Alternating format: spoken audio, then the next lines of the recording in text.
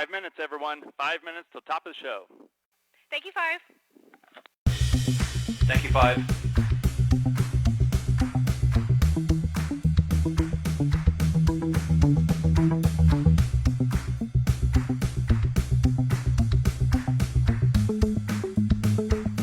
Face on headset.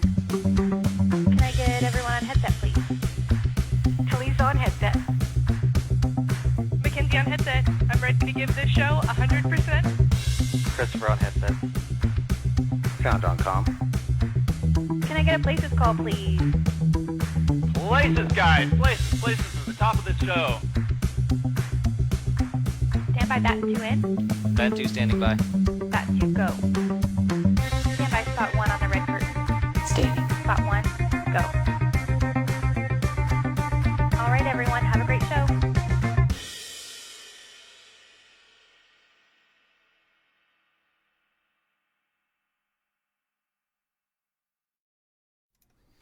Welcome to the Palace Plays On July edition. Damon Brown here with Ron Watson, and we so appreciate you tuning in for these little excursions into dramatic whimsy. We have a really special edition planned tonight, but I won't give it away. I just want to remind everybody that you need to start those Facebook watch groups.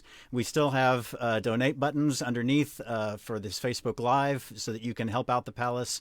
Ron, tell us about what we're going to see. Well, I'm really excited. This is actually one of my favorite shows. I've seen it live a couple of times. We studied it in college. It's one of the classics. It's Moliere's Tartuffe. It's a farce. It was actually illegal to perform for quite a while once it was written because it was so scandalous. It's just such a funny play.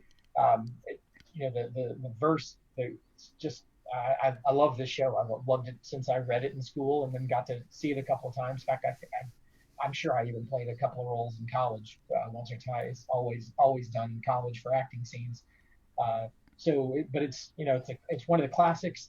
That's one of the great things that this medium, this Palace Plays On, allows us to do. And we're so excited. We give our actors a chance to perform, and it's online. It's a brand new medium. It's lots of theaters all over the country are doing this, but this is the first time we've been able to do it. So I'm so excited, and it was fun. We've had I think we had 4 rehearsals.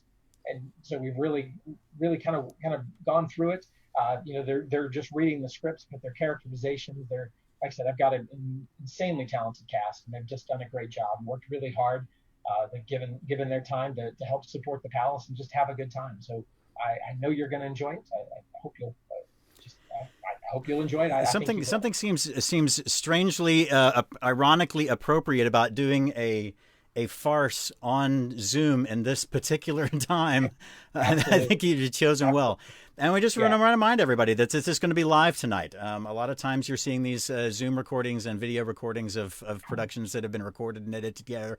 But all the actors that you'll be seeing tonight have donated their time to perform this live for you tonight. So anything could happen. In fact, one of the actors is actually coming to us all the way from Australia. We have multiple time zones participating. Yep.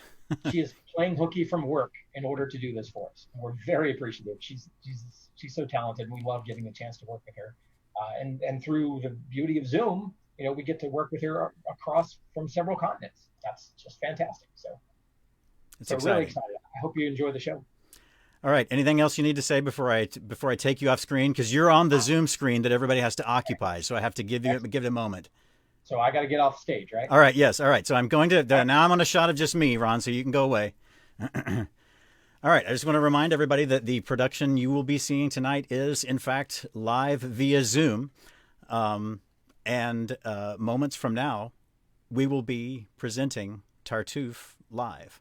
I'm going to take this to a logo right now so that the first performers can enter while the music plays. Ladies and gentlemen, Tartuffe Live, presented by the Georgetown Palace Theatre.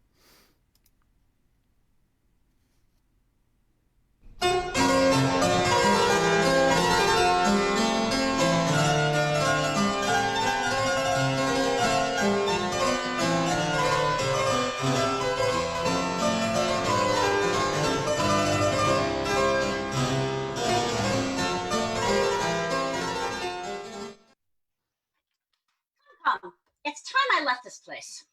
I can't keep up. You walk at such a pace. Oh, don't, troubled child. No need to show me out. It's not your manners that I'm concerned about. We merely pay you the respect we owe. But Mother, why this hurry? Must you go? I must. This house appalls me, and no one in it will pay attention for a single minute. Children, I take my leave, much vexed in spirit. I offer good advice, but you won't hear it. You all break in and chatter on and on. It's like a madhouse with the keeper gone. Girl, you talk too much, I'm afraid. You're far too saucy for a lady's maid. If you push in everywhere and have your say. But you, boy, grow more foolish every day. To think my grandson should be such a dunce. I said it 100 times, if I said it once, that if you keep the course on which you started, you'll leave your worthy father broken-hearted. I think... And you, his sister, you seem so pure, so shy, so innocent, and so demure. Well, but you know what they say about still waters? I pity parents with secretive daughters. Now, Mother... As for you, child, let me add that your behavior is extremely bad, and a poor example for these children, too. Their dear dead mother did far better than you. Oh, madam, really? Oh, you are her brother, sir. And I respect and love you, yet if I were, my son, this lady's good and pious spouse, I would not make you welcome in my house. You're full of worldly counsel, which, I fear, aren't suitable for decent folk to hear. Your man Tartuffe is full of holy speeches. And he practices precisely what he preaches. He's a fine man, and he should be listened to. I will not hear him mocked by fools like you. Good God! Do you expect me to submit to the tyranny of that carping hypocrite? Must we forgo all joys and satisfactions because that bigot censures all our actions? To hear him talk, and he talks all the time.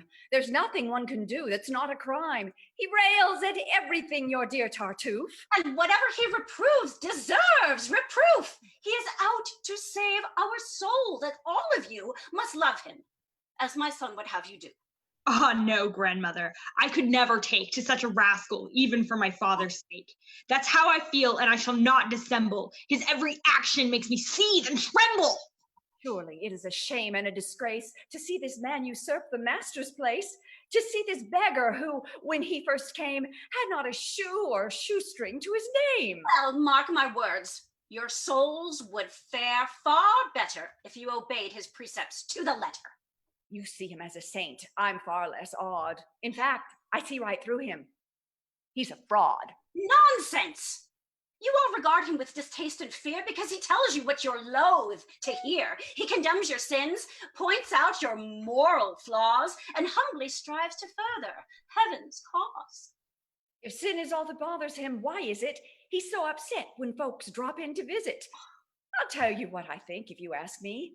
He's jealous of my mistress's company. Oh, rubbish! He's not alone, child, in complaining of all your promiscuous entertaining. Why, the whole neighborhood's upset, I know, by all these carriages that come and go. In all of this, I'm sure there's nothing vicious. But why give people cause to be suspicious?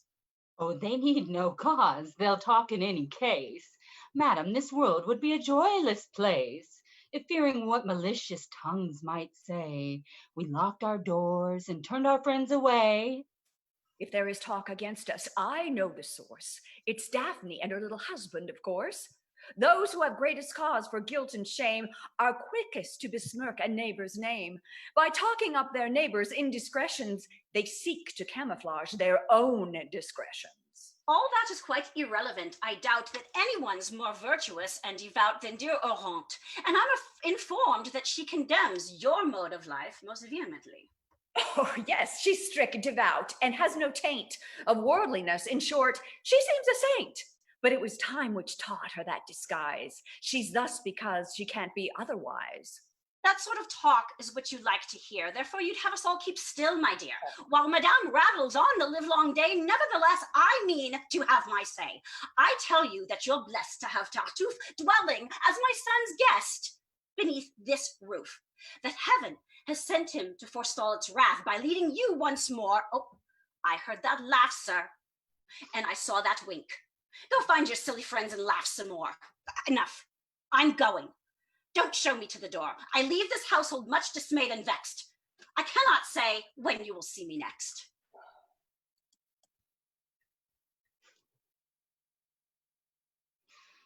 I think I'll stay behind. I want no further pieces of her mind. How that old lady? Oh, what wouldn't she say if she could hear you speak of her that way? She'd thank you for the lady, but I'm sure she'd find the old a little premature. But my, what a scene she made. What a den. And how this man, Tartuffe, has taken her in. Yes, but her son is even more deceived. His folly must be seen to be believed. In the late troubles, he played an able part and served the government with a wise and loyal heart. But he's quite lost his senses since he fell beneath Tartuffe's infatuating spell.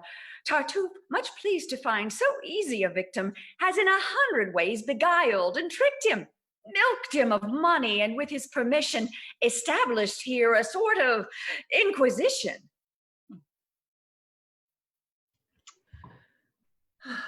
You did well not to follow. She stood in the door and said verbatim all she'd said before. I saw my husband coming. I think I'd best go upstairs now and take a little rest. I'll wait and greet him here. Then I must go. I've really only time to say hello. Sound him about my sister's wedding, please. I think Tartuffe's against it and that he's been urging father to withdraw his blessing. As you well know, I'd find that most distressing. Unless my sister and Valère can marry, my hopes to wed his sister will miscarry, and I'm determined. He's coming. Ah, brother, good day. Well, welcome back. I'm sorry I can't stay. How is the country? Blooming, I trust, and green. Excuse me, brother, just one moment. Dorine, to put my mind at rest, I always learn the household news the moment I return. Has all been well? These 2 days I've been gone. How are the family? What's been going on? Your wife 2 days ago had a bad fever and a fierce headache which refused to leave her. Ah, and Tartuffe? Oh, Tartuffe.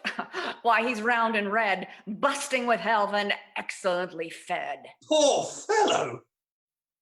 That night, the mistress was unable to take a single bite at the dinner table. Her headache pains, she said, were simply hellish. And Tartuffe? He ate his meal with relish and zealously devoured in her presence a leg of mutton and a brace of peasants. Poor fellow!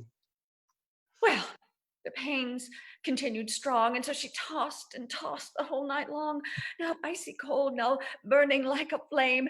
We sat beside her till morning came. And Tartuffe? Why, having eaten, he rose and sought his room, already in a doze, got into his warm bed and snored away in perfect peace until the break of day. Poor fellow! After much ado, we talked her into dispatching someone for the doctor. He bled her, and the fever quickly fell. And Tartuffe? He bore it very well, to keep his cheerfulness at any cost, and make up for the blood Madame had lost. He drank at lunch 4 beakers full of port. Oh, poor fellow! Both are doing well, in short. I'll go and tell Madame that you've expressed keen sympathy and anxious interest. That girl was laughing in your face, and though I've no wish to offend you even so, I'm bound to say that she had some excuse. How can you possibly be such a goose? You've given him clothing, shelter, food, and care. Why must you also— Brother, stop right there. You do not know the man of whom you speak. Well, I grant you that, but my judgment's not so weak. Then I can't tell by his effect on others. When you meet him, you two will be like brothers. To keep his precepts is to be reborn and view this dunghill of a world with scorn. Yes, thanks to him, I'm a changed man indeed. Under his tutelage, my soul's been freed from earthly loves and every human tie. My mother, children, brother, and wife could die, and I'd not feel a single moment's pain. Oh, that's a fine sentiment, brother. Most humane. Oh, Had you seen Tartuffe as I first knew him, your heart, like mine, would have surrendered to him. He used to come into our church each day and humbly kneel nearby and start to pray. He'd draw the eyes of everybody there by the deep fervour of his heartfelt prayer. I gave him gifts, but in his humbleness he begged me every time to give him less. At length, heaven prompted me to take him in to dwell with us and free our souls from sin. He guides our lives, and to protect my honour, stays by my wife and keeps an eye upon her. He tells me whom she sees and all she does. Seems more jealous than I ever was. Good God, man, have you lost your common sense, or is this all some joke at my expense? How can you stand there in all sobriety? Brother, your language savours of impiety. Too much free thinking's made your faith unsteady, and as I've warned you many times already, it'll get you into trouble before you're through. So I've been told before by dupes like you. Being blind, you'd have all others blind as well. That clear-eyed man you call an infidel? A passing observation, but it applies. I see, dear brother, that you're profoundly wise. You harbour all the insight of the age. You are our one clear mind, our only sage. Ah, brother, I don't pretend to be a sage, nor have I all the wisdom of the age.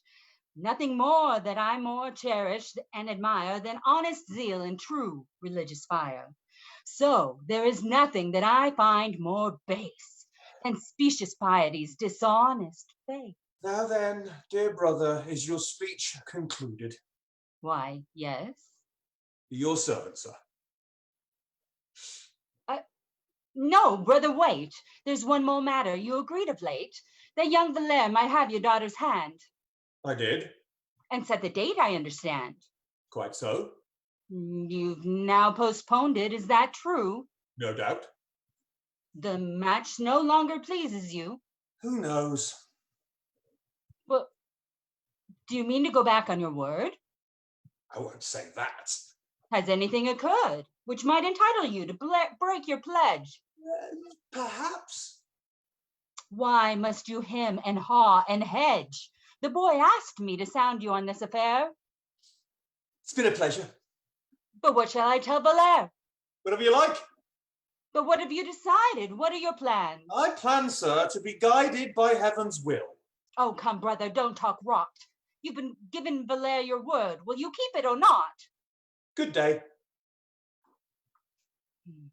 This looks like Valère's undoing. I'll go and warn him that there's trouble brewing. Mariane? Yes, Father? A word with you. Come here. What are you looking for? Oh, eavesdroppers, dear. I'm making sure we shan't be overheard. Someone in there could catch our every word. Ah, good. We're safe. Now, Mariane, my child, you're a sweet girl who's tractable and mild, who I'm hold dear and think most highly of. I'm deeply grateful, Father, for your love.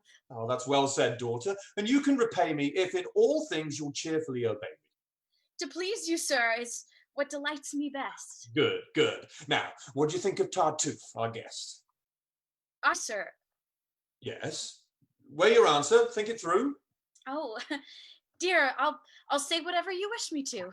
That's wisely said, my daughter. Say of him, then, that he's the very worthiest of men, and that you're fond of him and would rejoice in being his wife, if that would be my choice. Well? What? What's that? Well? Forgive me, pray. Did you not hear me? Of whom, sir, must I say that I am fond of him, and would rejoice in being his wife, if that should be your choice? Why, of Tartuffe. But, Father, that's false, you know. Why would you have me say what isn't so? Because I am resolved it shall be true, that it's my wish should be enough for you. You can't mean, Father. Yes, Tartuffe shall be allied by marriage to this family, and he's to be your husband. Is that clear? It's a father's privilege. What are you doing in here? Is curiosity so fierce a passion with you that you must eavesdrop in this fashion? There's lately been a rumor going about, based on some hunch or chance remark, no doubt, that you mean Mariane to wed Tartuffe. I've laughed it off, of course, as just a spoof. You find it so incredible? Yes, I do. I won't accept that story, even from you. Well, you'll believe it when the thing is done. Yes, of course. Go on. Have your fun. I've never been more serious in my life. Daughter, I mean it. You're to be his wife. Oh, I don't believe your father. It's all a hoax. See here, young woman. Oh, come, sir, no more jokes. You can't fool us. How dare you talk that way? Oh, so let's discuss this calmly. Don't be upset. You can't be serious, sir, about this plan. What should that bigot want with Mariane? Praying and fasting ought to keep him busy. And then in terms of wealth and rank, what is he? Why should a man of property like you pick out a beggar son-in-law?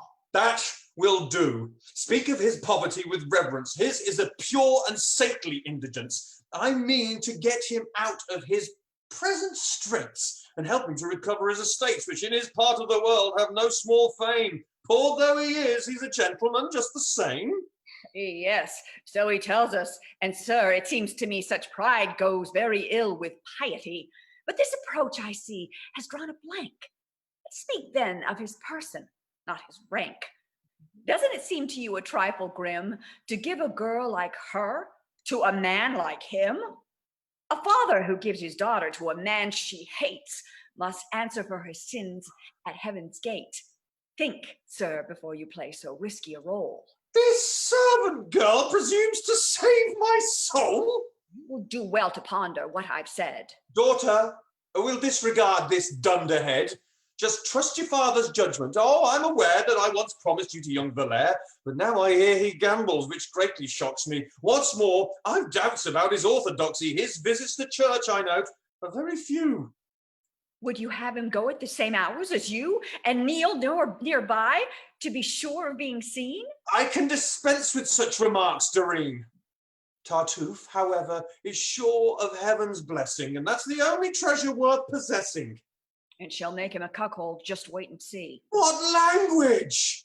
Oh, he's a man of destiny. He's made for horns, and what the stars demand, your daughter's virtue surely can't withstand. Don't interrupt me further. Why can't you learn that certain things are none of your concern? For your own sake that I interfere. Most kind of you. Now hold your tongue, do you hear? I didn't love you. Spare me your affection. I'll love you, sir, in spite of your objection. Blast! I can't bear, sir, for your honor's sake, to let you make this ludicrous mistake. You mean to go on talking? If I didn't protest this sinful marriage, my conscience couldn't rest. If you don't hold your tongue, you little shrew! Oh, what, lost your temper? A pious man like you? Yes! Yes, you talk and talk! I'm maddened by it! Once and for all, I tell you to be quiet! Well, I'll be quiet, but I'll be thinking hard. Thank all you like, but you had better guard that saucy tongue of yours, or I'll... Now, child, I've weighed this matter fully. Drives me wild that I can't speak.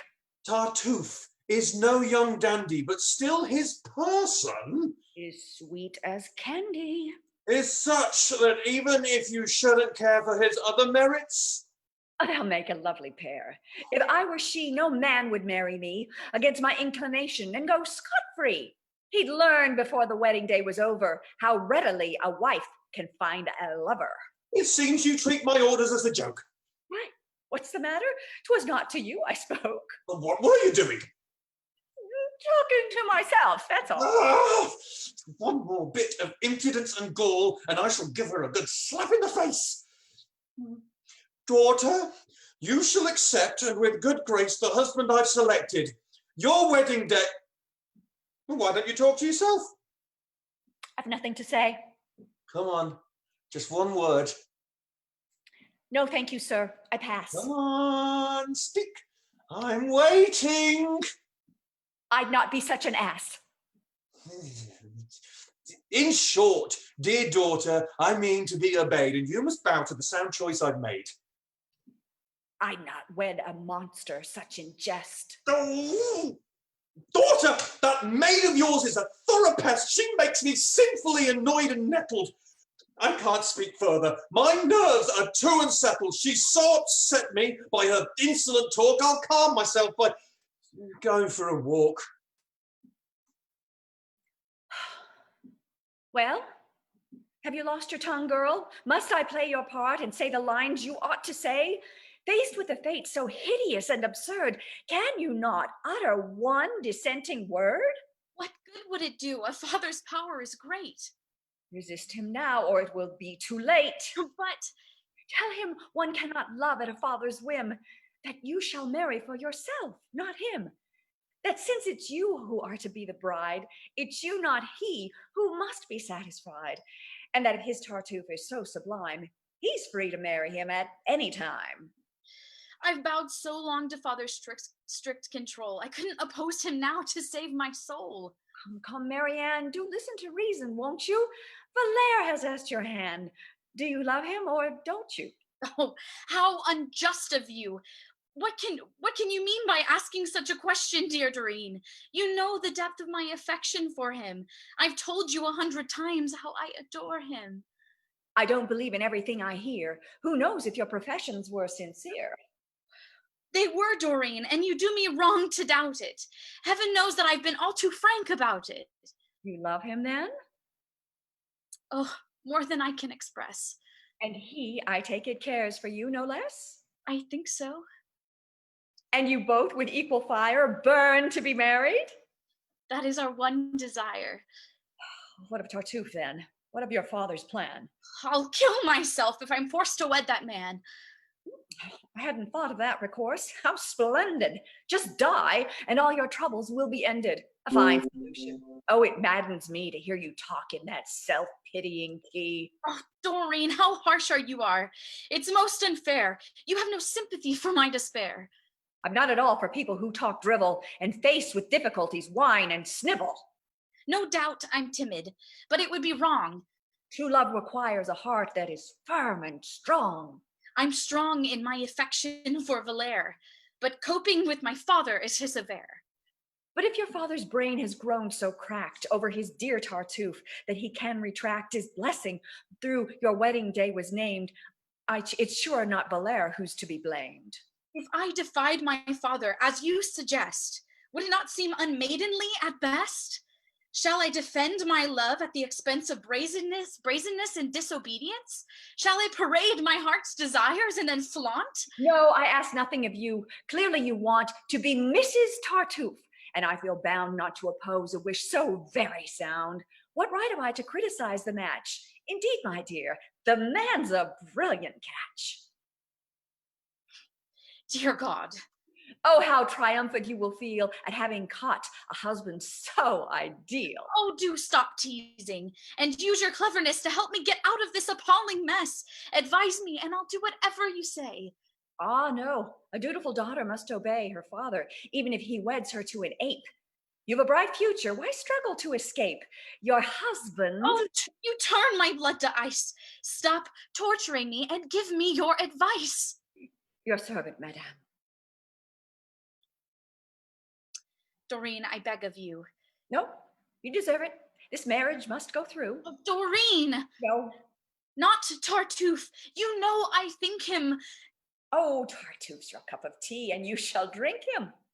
I've always told you everything and relied... No, you deserve to be Tartuffeified. Well, since you mock me and refuse to care, I'll henceforth seek my solace in despair. Despair shall be my counselor and friend, and help me to bring my sorrows to an end. There, now, come back. My anger has subsided. You deserve some pity, I've decided. Dorine, if my father makes me undergo this dreadful martyrdom, I'll die, I know. Don't fret. It won't be difficult to discover some plan of action. But here's Valère, your lover. Madam, I've just received some wondrous news regarding which I'd like to hear your views. What news? You're marrying Tartuffe. That father does have such a match in mind. Your father, madam? Had just this minute said that it's Tartuffe he wishes me to wed. Can he be serious? Oh, indeed he can. He's clearly set his heart upon the plan. And what position do you propose to take, madam? Why, I don't know.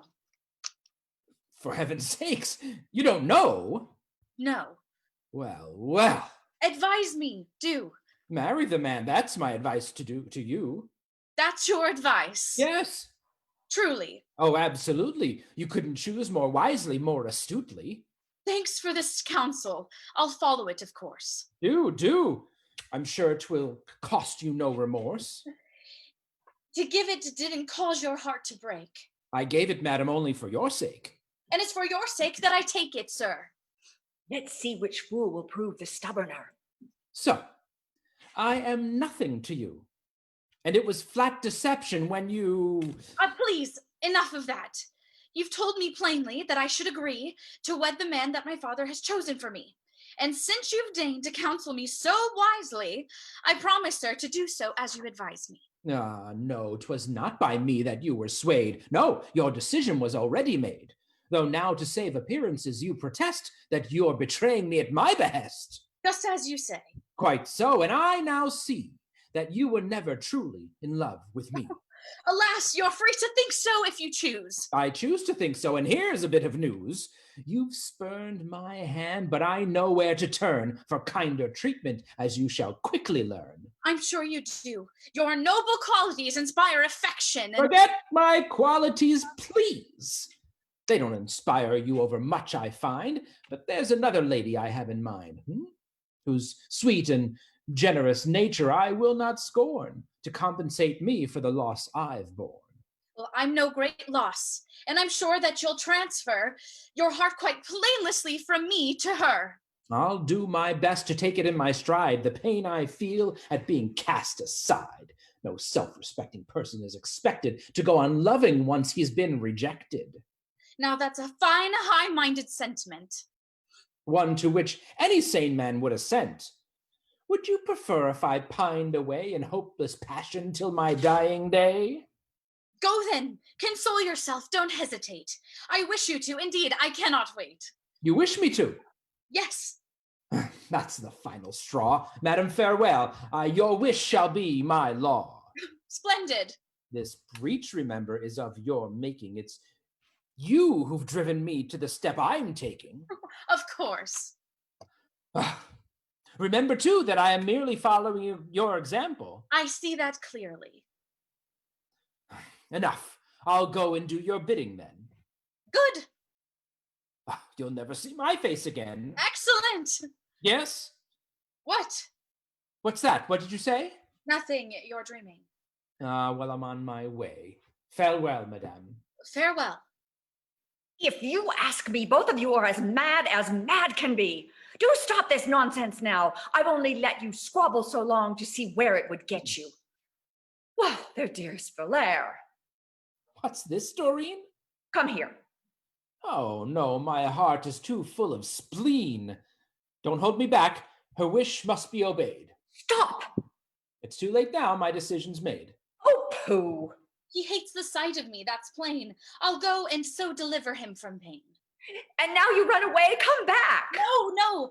Nothing you say will keep me here. Let go. She cannot bear my presence, I perceive. To spare her further torment, I shall leave.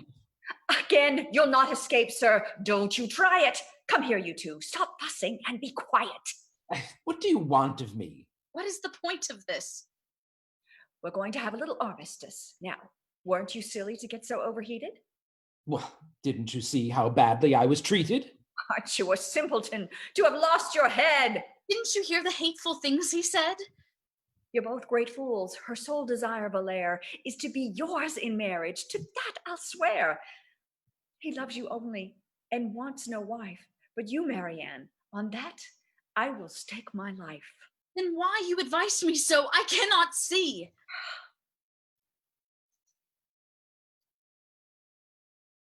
On such a question, why ask advice of me? Oh, you're impossible. Give your hands, you two. Yours first. But why? And now a hand from you. What are you doing? There, a perfect fit. You suit each other better than you'll admit. Come, don't be so haughty. Give a man a look of kindness, won't you, Mariane? I tell you, lovers are completely mad. Now, come, confess they were very bad. To hurt my feelings as you did now, I'll just complaint you must allow. You must allow that you were most unpleasant. Table this discussion for the present. Your father has a plan which must be stopped. Advise us then. What means should we adopt? We'll use all manner of means, and all at once. Your father's addled, he's acting like a dunce. Therefore you'd better humor the old fossil. Pretend to yield to him, be sweet and docile. Then postpone, as often necessary, the day on which you have agreed to marry. But now, let's separate. If they should find us talking here, our plot might be divined. Go here, friends, and tell them what's occurred, and have them urge her father to keep his word. Meanwhile, we'll stir her brother into action, and get Elmire as well to join the faction. Goodbye. Though each of us will do his best, it's your true heart on which my hopes shall rest. Regardless of what my father may decide, none but Valère shall claim me as his bride. Oh, how those words content me, come what will. Oh, lovers, lovers, their tongues are never still. Be off now. One last word. No time to chat. You leave by this door, and you leave by that. May lightning strike me even as I speak. May all men call me cowardly and weak, if any fear or scruple holds me back from settling things at once with that great quack. Now don't give way to violent emotion. Your father's merely talked about this notion, and words and deeds are far from being done. Much that he talked about is left undone. No, I must stop that scoundrel's machinations. I'll go and tell him off. I'm out of patience. Do calm down and be practical. I had rather my mistress dealt with him and with your father. She has some influence with Tartuffe, I've noted. He hangs upon her words, seems most devoted, and may indeed be smitten by her charm. Pray heaven, it's true. 'Twould do our cause no harm. She sent for him just now to sound him out on this affair you're so incensed about. Go now, I'll catch him when he comes downstairs. I want to hear this conference, and I will. No, they must be alone. Oh, I'll keep still. Not you, I know your temper. You'll start a brawl and shout and stamp your foot and spoil it all. Go on. I won't. I have a perfect right. Oh, Lord, you're a nuisance. He's coming. Get out of sight. Hang up my hair shirt, put my skirt in place, and pray Laurent for heaven's perpetual grace. I'm going to the prison now to share my last few coins with those poor wretches there. Dear God, what affectation, what a fake. You wish to see me?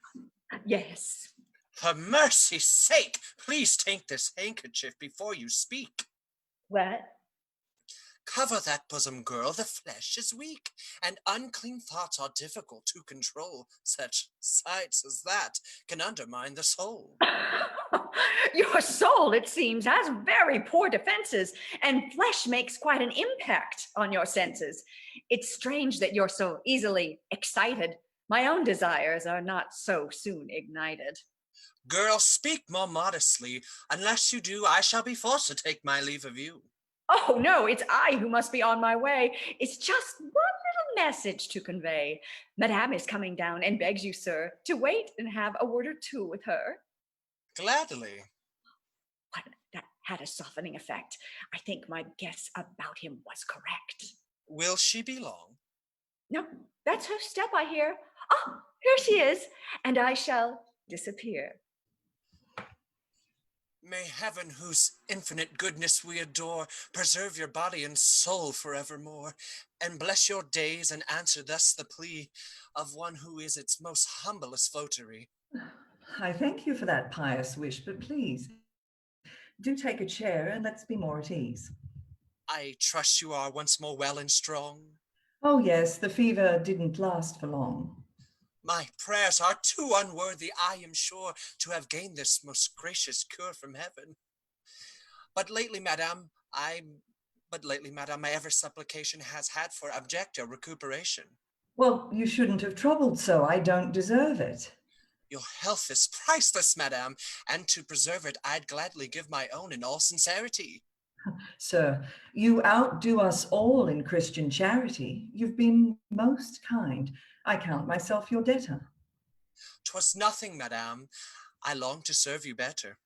Well, there's a private matter I'm anxious to discuss. I'm glad there's no one here to hinder us. I, too, am glad. It floods my heart with bliss to find myself alone with you like this. This won't take long, sir, and I hope you'll be entirely frank and unconstrained with me. Indeed, there's nothing I would rather do than bare my inmost heart and soul to you.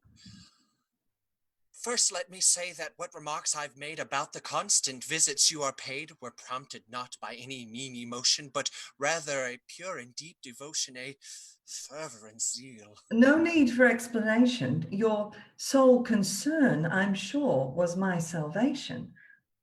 Quite so, and such fervor do I feel. Oh, please, you're pinching.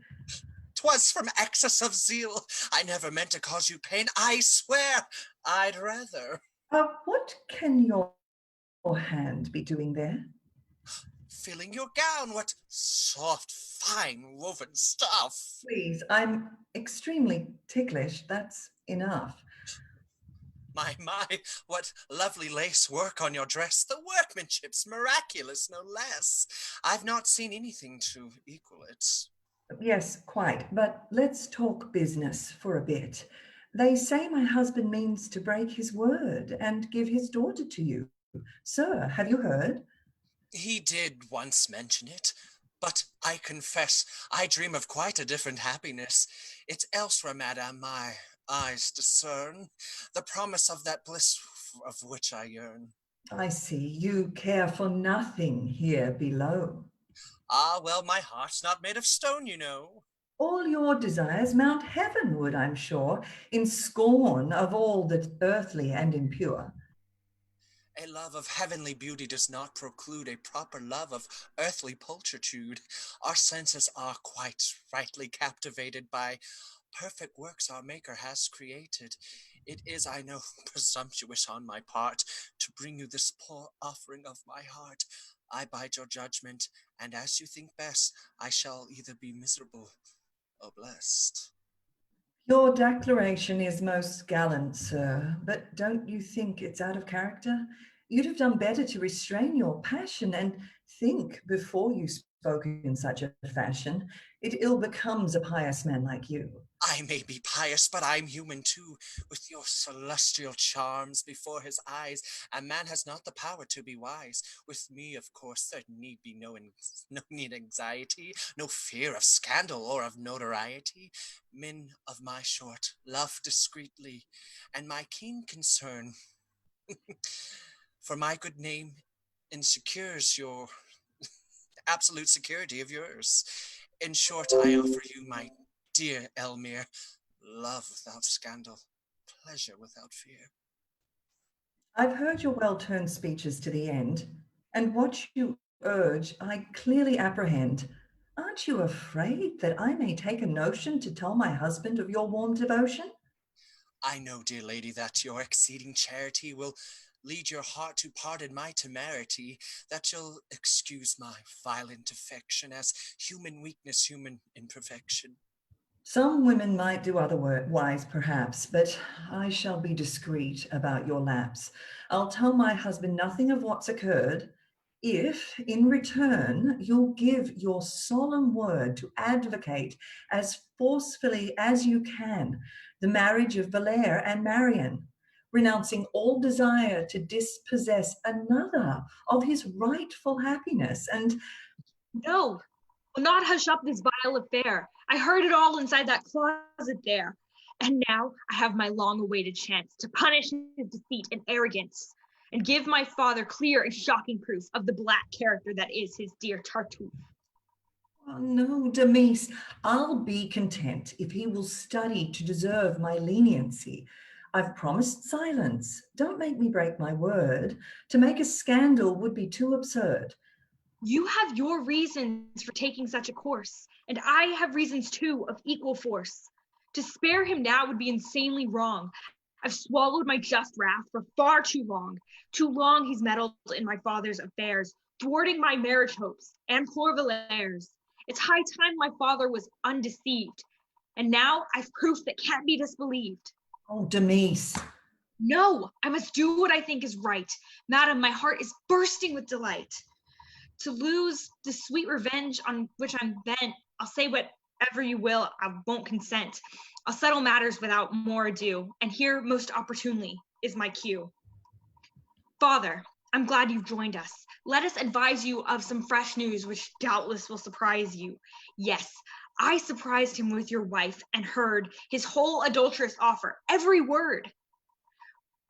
She, with her all too gentle disposition, would not have you told of his proposition. But I shall not make terms of brazen lechery, and feel that not to tell you would be treachery. And I hold that one husband's peace of mind should not be spoiled by tattle of this kind. These are my sentiments, and I wish, Damis, that you had heeded me and held your peace. Can it be true, this dreadful thing I hear? Yes, brother, I am a wicked man, I fear. A wretched sinner, all deprived and twisted, the greatest villain that's ever existed. My life's one heap of crime which grows each minute. There's naught but foulness and corruption in it. Believe what you are told, and drive Tartuffe like some base criminal from beneath your roof. Yes, drive me hence, and with parting curse, I shan't protest, because I deserve far worse. Ah, you deceitful boy, how dare you try to stain his purity with so foul a lie? What? Are you so taken in by such a bluff? Did you not hear? Enough, you rogue, enough! Ah, brother, let him speak. You're being unjust. Believe his story, the boy deserves your trust. Yes, dear son, speak out now. Call me the chief of sinners, a wretch, a murderer, a thief. Load me with all the names men most abhor. I'll not complain. I've earned them all and more. This is too much, dear brother. Have you no heart? Are you so hoodwinked by this rascal's art? Be still, you monster! Oh, brother, I pray you rise. Villain! But... Silence! Can't you realize? Just one word more, and I'll tear you limb from limb! In God's name, brother, don't be harsh with him. I'd rather far be tortured at the stake than see him bear one scratch for my poor sake. Ingrate! If I must beg you on bended knee to pardon him. Oh, such goodness cannot be. Now there's true charity. What, you... Villain, be still. I know your motives. I know you wish him ill. Yes, all of you, wife, children, servants, all conspire against him and desire his fall, employing every shameful trick you can to alienate me from this saintly man. Without delay, I'll spite this household and confound his pride by giving him my daughter as his bride. You're going to force her to accept his hand? Yes, and this very night, do you understand? I shall defy you all and make it clear that I'm the one who gives the orders here. Come, wretch, kneel down and clasp his blessed feet and ask his pardon for your black deceit. I ask that swindler's pardon? Why, I'd rather... Oh, you insult him and defy your father? A stick! A stick! No, no, release me out of this house this minute. Be off with you and never dare set foot in it again. Well, I shall go, but... You won't go quickly then. I disinherit in you. An empty purse is all you'll get from me, except my curse. How he blasphemed your good name. What a son. Forgive him, Lord, as I've already done. You cannot know how it hurts when someone tries to blacken me in my dear brother's eyes. The mere thought of such ingratitude plunges my soul into such a dark mood. Such horror grips my heart. I gasp for breath. I cannot speak. I fear myself near death. You blackguard! Why did I spare you? Why did I not break you into little pieces on the spot? Compose yourself. and don't be hurt, dear friend. These scenes, these dreadful quarrels have got to end. I've much upset your household, and I perceive the best thing will be for me to leave. What are you saying? They're all against me here. They'd have you think me false and insincere. What of that? Have I ceased believing in you?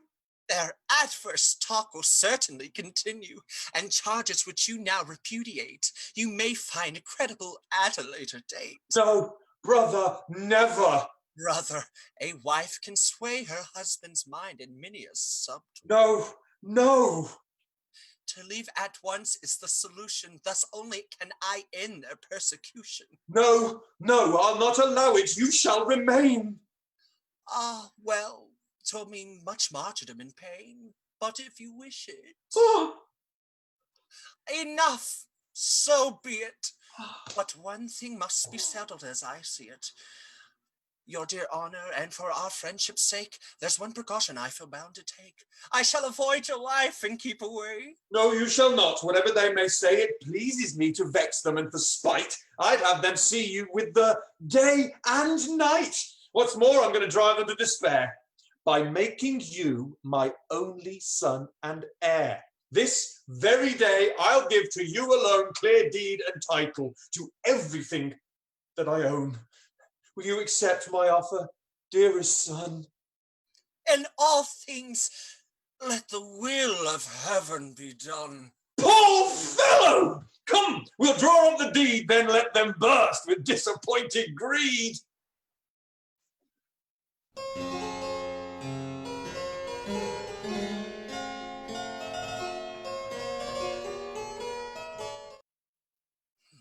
Yes, all the town's discussing it, and truly, their comments do not flatter you unduly. I'm glad we've met, sir, and I'll give my view of this sad matter in a word or two. As for who's guilty, that I shan't discuss. Let's say it was Damis who caused the fuss. Ought not a Christian to forgive, and ought he not to stifle every vengeful thought? Alas, for my part, I should take great joy in doing so. I've nothing against the boy, but heaven's interest will not have it so. If he comes back, then I shall be the one to go. Oh, your reasoning is badly warped and stretched, and these excuses, sir, are most far-fetched. Why put yourself in charge of heaven's cause? Does heaven need our help to enforce its laws? Again, sir, let me say that I've forgiven Damis, and thus obeyed the laws of heaven. But I am not commanded by the Bible to live with one who smears my name with libel. But were you commanded, sir, to indulge the whim of poor Orgon, and to encourage him in suddenly transferring to your name a large estate of which you have no claim?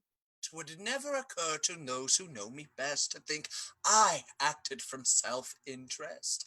And if I have resigned myself to taking the gift which my dear brother insists on making, I do so only as well he understands, lest so much wealth fall into wicked hands. Forget these trumped-up fears. Your argument is one the rightful heir might well resent. It is a moral burden to inherit such wealth, but give Damis a chance to bear it. If your intention, sir, if you wish to prove your honesty of your intentions... Sir, it is 3:30. I have certain pious duties to attend to. I hoped my prompt departure won't offend you. Damn.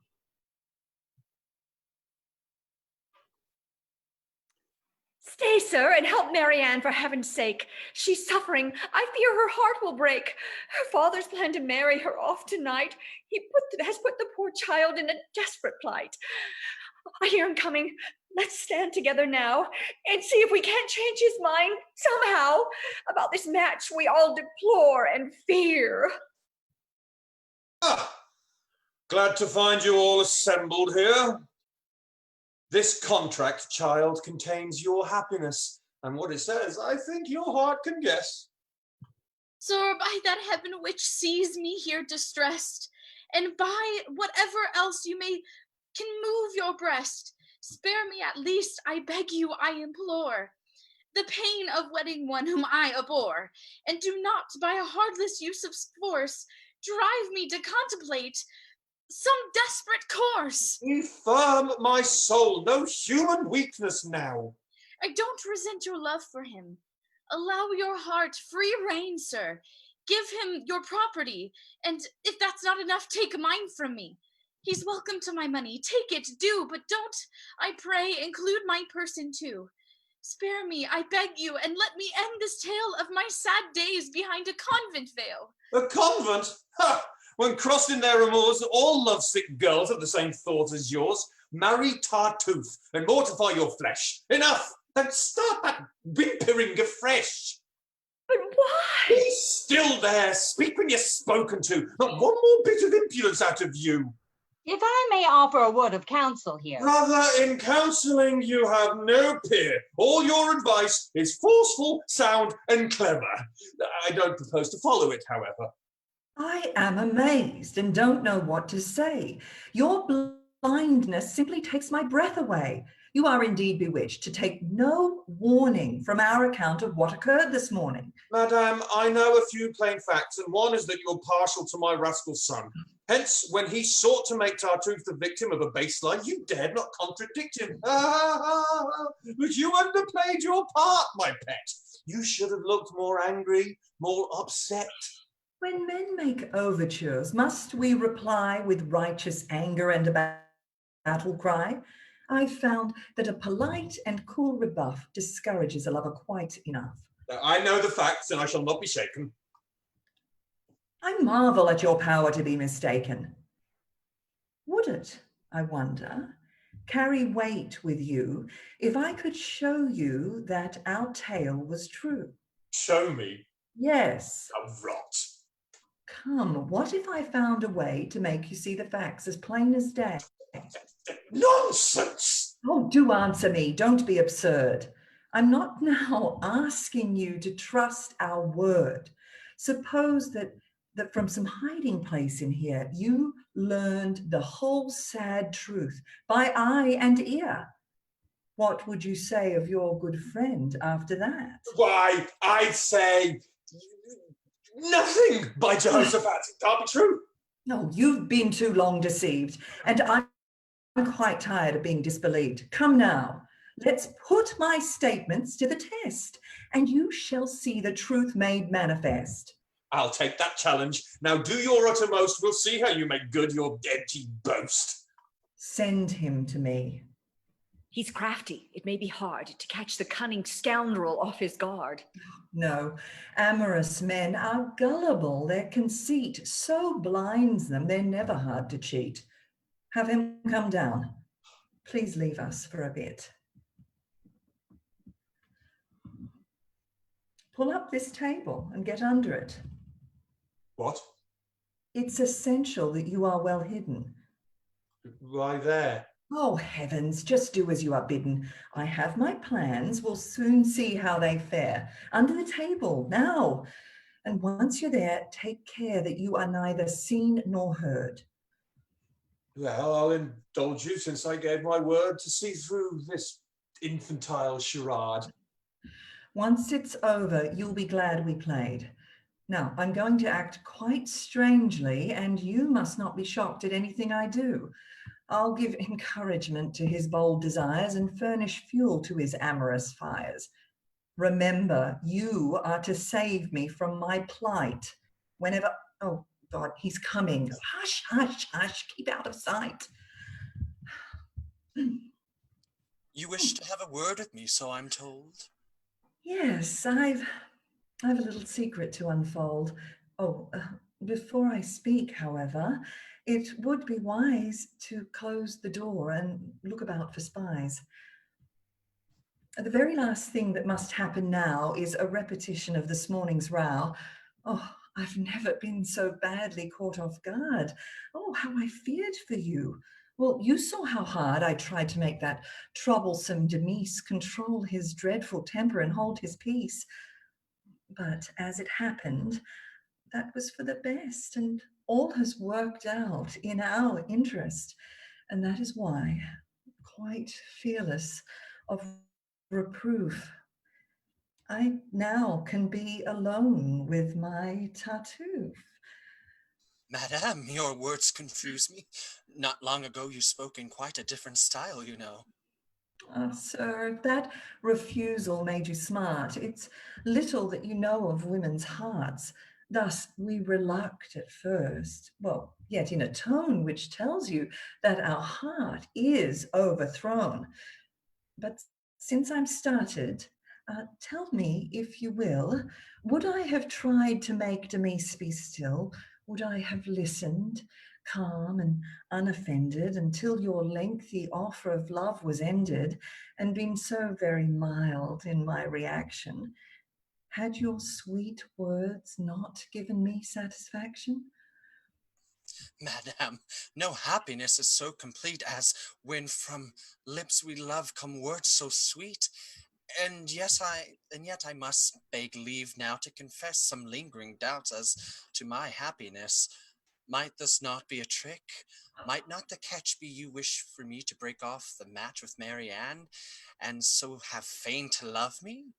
I shan't quite trust your fond opinion of me, until the feelings you've expressed so sweetly are demonstrated somewhat more concretely. Why be in such a hurry? Must my heart exhaust its bounty at the very start? The less we merit, the less we dare to hope, and with our doubts mere words can never cope. We trust no promised bliss till we receive it, not till a joy is ours can we believe it. My, how tyrannical your love can be, and how it flusters and perplexes me. How furiously you take one's heart in hand and make your every wish a fierce command. Well, if you look with favour upon my love, why then begrudge me some clear proof thereof? But how can I consent without offence to heaven, toward which you feel such reverence? If heaven is all that holds you back, don't worry, I can remove it within a hurry. Nothing of that sort may obstruct our path. Must one not be afraid of heaven's wrath? Madame, such fears, forget such fears, and be my pupil. I shall teach you how to conquer scruple. Such joys, it's true, are wrong in heaven's eyes, yet heaven is not averse to compromise. Assuage my keen concerns and feel no dread. The sin, if any, shall be on my head. You a bad cough? Yes, it's bad indeed. A bit of licorice be what you need. No, I've a stubborn cold, it seems. I'm sure it will take much more than licorice to cure it. How aggravating. Oh, more than I can say. If you're still troubled, think of things this way. No one shall know our joys save us alone, and there's no evil till the act is known. It's scandal, madame, which makes it an offense, and it's not a sin to sin in confidence. Well, clearly, I must do as you require and yield to your importunate desire. To go so far is much against my will. I'm vexed that it should come to this, but still, if this is sinful, if I'm wrong to do it, so much the worse for him who drove me to it. The fault can surely not be charged to me. Madame, the fault is mine, if fault there be. Oh, open the door a little and peek out. I wouldn't want my husband poking about. Why worry about the man? Each day he grows more gullible. One can lead him by the nose. To find us here would fill him with delight. And if he saw the worst, he'd doubt his sight. Nevertheless, do step out for a minute into the hall and see that he's not in it. The man's a perfect monster, I must admit. I'm simply stunned. How can I get over it? Oh, what? Coming out so soon? How premature. I'll get back in hiding and wait until you're sure. Hell never harboured anything so vicious. Tut, Don't be hasty. Try to be judicious. Oh, wait, why don't you? And be certain that there's no mistake. No jumping to conclusions, for heaven's sake. Madam, all things have worked out to perfection. The neighboring rooms, I gave them a full inspection. No one's about, and now I may at last. Hold on, my passionate fellow, not so fast. I should advise a little more restraint. Well, so you thought you'd fool me, my dear saint. How soon you wearied of the saintly life, wedding my daughter and coveting my wife. Just now you've given me evidence galore. It's quite enough. I have no wish for more. I'm sorry to have treated you so slyly, but circumstances forced me to be wily. Brother, you can think. No more talk from you. Just leave this household without more ado. What I intended. That seems fairly clear. Spare me your falters and get out of here. No, I am the master, and you're the one to go. This house belongs to me, I'll have you know, and I shall show you that you can't hurt me. This contemptible conspiracy, those who cross me know not what they do, and I the means to expose and punish you, avenge has offended heaven, and make you grieve that you ever dared me to leave. What was the point of all that angry chatter? Dear God, I'm worried.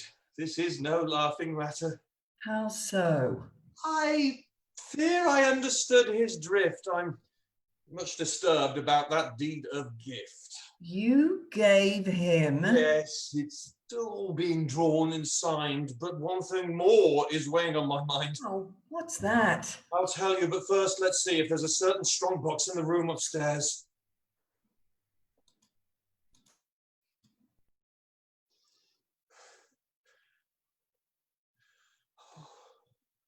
Where are you going so fast? Oh, God knows. Well, let's have a conference and deliberate about how the situation's to be met. This strongbox has me utterly upset. This is the worst of many, many shocks. Is there some fearful mystery in that box? My poor friend Argus brought that box to me with his own hands in utmost secrecy. It was on the very morning of his flight. It's full of papers which, if they came to light, would ruin him, or such is my impression. Then why did you let it out of your possession? Those papers vexed my conscience, and it seemed best to ask the counsel of my pious guest. The cunning scoundrel got me to agree to leave the strongbox in his custody so that, in case of an investigation, I could employ a slight equivocation and swear I didn't have it, and thereby, at no expense of conscience, tell a lie. It looks to me as though you're out on a limb. Trusting him with that box and offering him that deed of gift were actions of a kind which scarcely indicate a prudent mind. You erred once more in bringing him to bay. You should have acted in some subtler way. Just think of it. Behind that fervent face, a heart so wicked and a soul so base. I took him in, a hungry beggar, and then... Oh, enough, by God. I'm through with pious men. Henceforth, I'll hate the whole false brotherhood and persecute them worse than Satan could. Ha! There you go, extravagant as ever. Why can you not be rational? You never manage to take the middle course, it seems, but jump instead between absurd extremes. Don't humor fraud, but also don't asperse true piety. The latter fault is worse. And it is best to err, if err one must, as you have done, upon the side of trust. Father, I hear that scoundrel's uttered threats against you that he pridefully forgets. It's true, my boy. I'm too distressed for tears. Leave it to me, sir. Let me trim his ears. Faced with such insolence, we must not waver. I shall rejoice in doing you the favor of cutting short his life and your distress. What a display of young hot-headedness, to learn to moderate your fits of rage in this just country, this enlightened age. One does not settle things by violence.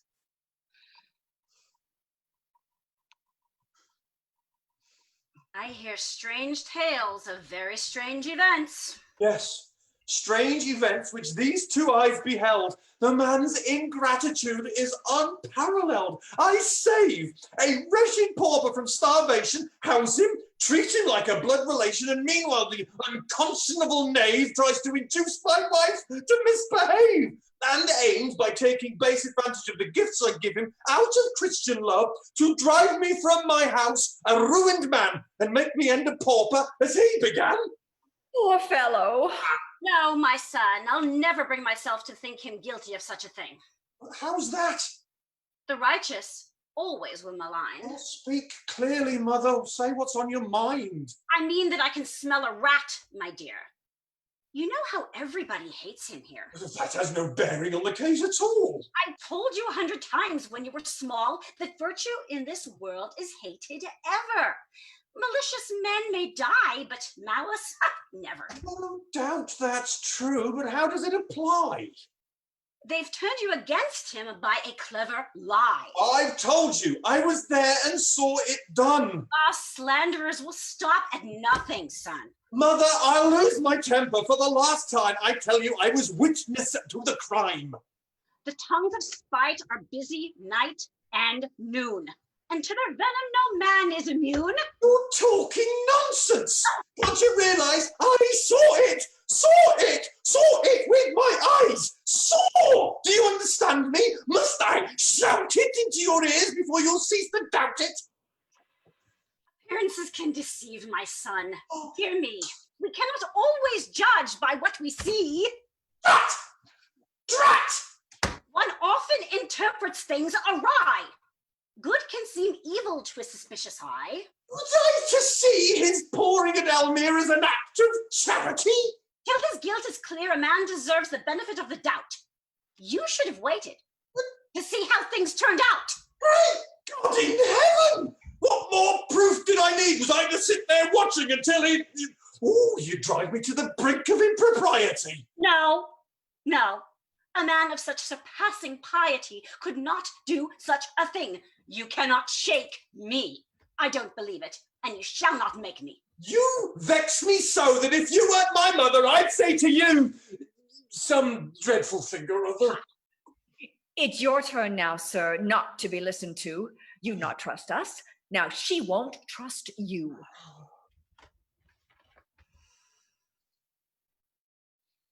My friends, we're wasting time which should be spent in facing up to our predicament. I fear that scoundrel's threats weren't made in sport. Do you think he'd have the nerve to go to court? I'm sure he won't. They'd find it all too crude. A case of swindling and ingratitude. Don't be too sure. He won't be at a loss to give his claims a high and righteous gloss. I say again that to antagonize a man so strongly armed would not be wise. I know it, but the man's appalling cheat outraged me so I couldn't control my pique. I wish to heaven that we could devise some truce between you or compromise. If I had known what cards he held, I'd not have roused his anger by my little plot. What is that fellow looking for? Who is he? Go talk to him. Tell him that I'm busy. Good day, dear sister. Kindly let me see your master. He's involved with company and cannot be disturbed just now, I fear. I hate to intrude, but what has brought me here will not disturb your master in any event. Indeed, my news will make him most content. Your name? Just say that I bring greetings from Mr. Tartuffe, on whose behalf I've come. Sir, he's a very gracious man and bears a message from Tartuffe, which he declares will make you most content. Upon my word, I think this man should be seen and heard. Yes, perhaps he has some settlement to suggest. How shall I treat him? What manner would be best? Control your anger, and if he should mention some fair adjustment, give him your full attention. Good health to you, good sir. May heaven confound your enemies and your joys abound. Ah, a gentle salutation. It confirms my guess that he is here to offer terms. I've always held your family most dear. I served your father, sir, for many a year. Sir, I must ask your pardon. To my shame, I cannot now recall your face or name. Loyal's my name. I come from Chicopee, and I am a bailiff in all modesty. For 40 years, praise God, it's been my boast to serve with honor in that vital post. And I am here, sir, if you will permit, the liberty to serve you with this writ. To what? Now, please, sir, let us have no friction. It's nothing but an order of eviction. You are to move your goods and family out and make way for new occupants without deferment or delay, and give the keys. I leave this house? Why, yes, sir, if you please. This house, sir, from the cellar to the roof, belongs now to our good friend Tartuffe, and he is lord and master of your estate by virtue of deed and of present date, drawn in due form with the clearest legal phrasing. Your insolence is utterly amazing.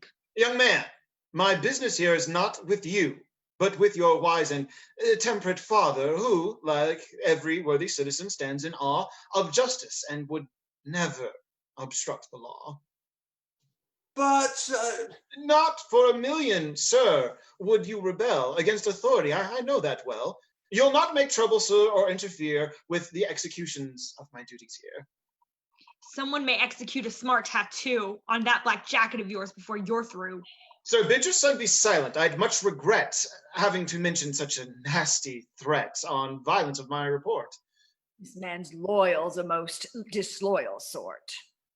I love all men of upright character, and when I agreed to serve these papers, sir, it was your feelings that I had in mind. I couldn't bear to see the case assigned to someone else who might esteem you less, and so subject you to unpleasantness. What's more unpleasant than telling a man to leave his house and home? You would like a short reprieve? If you desire it, sir, I shall not press you, but wait until tomorrow to dispossess you. Splendid. I'll come in and spend the night here then, most quietly with half a score of men. But bright and early, sir, you must be quick and move out all your furniture, every stick. Oh, I may be all but bankrupt, but I vow I'd give $100 here and now just for the pleasure of landing one good clant right on the end of that complacent snout. Careful, don't make things worse. My good soul itches to give that beggar a good kick in the breeches. Monsieur Loyal, I'd love to hear the whack of a stout stick across your fine broad back. Take care. A woman too may go to jail if she uses threatening language to a bailiff. Enough, sir. This must not go on. Give me that paper, please, and then be gone. Well, au revoir. God give you all good cheer. May God confound you and him who sent you here. Now, mother, was I right or not? This writ should change your notion of Tartuffe a bit. Do you perceive his villainy at last? I'm thunderstruck. I'm utterly aghast. Oh, come be fair. You mustn't take offense of this new proof of his benevolence. He's acting out of selfless love. I know material things enslave the soul, and so he kindly has arranged your liberation from all that might endanger your salvation. Will you not ever hold your tongue, you dunce? Oh, come, you must take some action, and at once. Go, tell the world of the low trick he's tried. The deed of gift is surely nullified by such behaviour, and public rage will not permit the wretch to carry out this plot. Sir, though I hate to bring you more bad news, such is the danger that I cannot choose. A friend who is extremely close to me and knows my interest in your family has, for my sake, presumed to violate the secrecy that's due to things of state, and sends me word that you are in plight, from which your one salvation lies in flight. That scoundrel who's imposed on you so denounced you to the court an hour ago, and, as supporting evidence, displayed the strong box of a certain renegade. Tartuffe has been instructed furthermore to guide the arresting officer to your door. Well, he's clearly done this to facilitate the seizure of your house and your estate. My carriage is outside to take you hence. This money should cover all expense. Let's lose no time, or you shall be undone. The soul's defense in this case is to run. Oh, alas, dear boy, I wish that I could show you my gratitude for everything I owe you. But now is not the time. I pray the Lord that I may live to give you your reward. Farewell, my dears. Be careful. Oh, brother, hurry. We shall take care of things. You needn't worry. Gently, sir, gently. Stay right where you are. No need for haste. Your lodging isn't far. You're off to prison now by order of the judge. This is the crowning blow, and since you sludge, it means my total ruin and defeat. Your villainy is now complete. You needn't try to provoke me. It's no use. Those who serve heaven must expect abuse. Oh, you are indeed most patient, sweet, and blameless. How he exploits the name of heaven. He's shameless. Your taunts and mockeries are all for naught. To do my duty is my only thought. Your love of duty is most meritorious, and what you've done is little short of glorious. All deeds are glorious, madame, which obey his honor who has sent me here today. I rescued you when you were destitute. Have you forgotten that, you thankless brute? No, I well remember every tort, but my first duty is to serve the court. That obligation is so paramount that other claims besides it do not count. And for it I would sacrifice my life, my family, my friends, or my own life. Hypocrite. All that we most revere he uses to cloak his plots and camouflage his ruses. It is true that you are animated by pure loyal zeal, as you have stated. But if he is a traitor, as you declare, how could you condescend to be his heir? Sir, spare me all this clamor. It's growing shrill. Please carry out your orders, if you will. Yes, I've delayed too long, sir. Thank you kindly. You're just the proper person to remind me. Come, you're off to join the other boarders in a dank prison according to his orders. Who? I, sir? Yes. To prison? This can't be true. I owe an explanation, but not to you. Sir, all is well. Rest easy and be grateful. We serve a leader to whom all sham is hateful. A leader who sees into our inmost hearts and can't be fooled by any trickster's arts. Betraying you, the rogue stood self-betrayed. But to be brief, the judge was appalled by this man's treachery toward you, which he called the last worst villainy of a vile career, and bade me follow the impostor here, to see how gross his impudence could be, and force him to restore your property. Your private papers, by the court's command, I hereby seize and give into your hand. By these decrees, the court rewards you for your courageous deeds in the late war, and shows how heartfelt is his satisfaction in recompensing any worthy action, how much he prizes merit, and how much he makes more of men's virtues than of their mistakes. Heaven be praised! I breathe again at last! We're safe. I can't believe the danger's past. Well, traitor, now you see. Ah, brother, please, let's not descend to such indignities. Leave the poor wretch his unhappy fate. Don't say anything to aggravate his present woes, but rather hope that he will soon embrace an honest piety. Well said. Let's go at once and, gladly kneeling, express the gratitude which all are feeling. Then, when that first great duty has been done, we'll turn with pleasure to a second one, and give Valère, whose love has proven so true, the wedded happiness which is his due.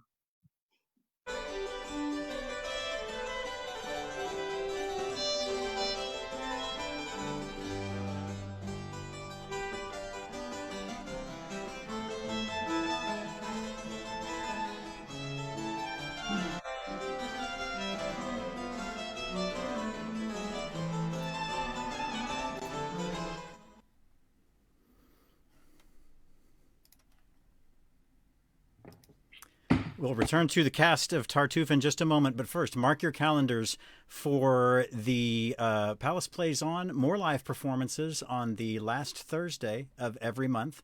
We appreciate your support as always. So make sure that you check the Palace website for more information on the latest developments, including registration for our fall education classes. And so now, feel free to express your appreciation down in the comments section. for the cast of Tartuffe. Smash that donate button, ladies and gentlemen. The cast of Tartuffe, one last time. All right, come on back, guys. So, ladies and gentlemen, I hope you enjoyed the show. Just want to give you a chance to meet our lovely cast, who've done a fantastic job. All right, Steve. Hi, Steve Quinn, played Orgon. Thank you guys so much. Keep supporting the Palace. We need you now more than ever. We love this place. Thanks, guys. Jim? Hi there, Jim Lindsay. I played Valère. I hope you enjoyed the show. Jacob? Jake? I'm Jake Maspero. I played Monsieur Loyal. Hope you guys enjoyed it. We're going to keep doing this for you, and please, please, please keep donating. Help us keep the lights on, everybody. Suzanne? Hi, I'm Suzanne Orzech. I played Madame Pernelle, and thank you so much for joining us tonight. I hope you enjoyed it. This sure has been a lot of fun for us. Keep supporting the Palace. We love you guys. Tom? Hi, my name's Tom Bristoll. I was the officer, and I'm glad that you joined me in my very first online performance. So please help support the Georgetown Palace. Kelsey? Hi, I'm Kelsey Wooldridge. I played Mariane. This was my first online performance with the Palace. The Palace is wonderful. Thank you for this opportunity to be a part of this. Korinda? Hi, I'm Korinda Lee. I played Cléante, and thank you so much for watching and for helping to support the Palace. I had a wonderful time tonight. Thank you. BG? Hi, I'm BG Ledbetter. I played Damis. Please keep supporting the Palace. This is a fantastic organization, and I can't wait for more in the future. Bert? Hi, I'm Bert Keefer, and I played Tartuffe. Thank y'all so much for watching and supporting the Palace. Virginia? Hi, I'm Virginia Keeley, and I was playing Elmire, and just so happy that the Palace exists. And as everybody said, just keep supporting. It's a wonderful organization. And Michelle? Hi, I'm Michelle Cheney, and I played Dorine, and just had a wonderful time. And once again, please support the Palace. Excellent. All right, thank you guys. You did a great job. Thank you so much. We really enjoyed it. I certainly enjoyed listening to it. Have a good night, guys. Good night. Thank you, Damon. Thank you for coming. Bye.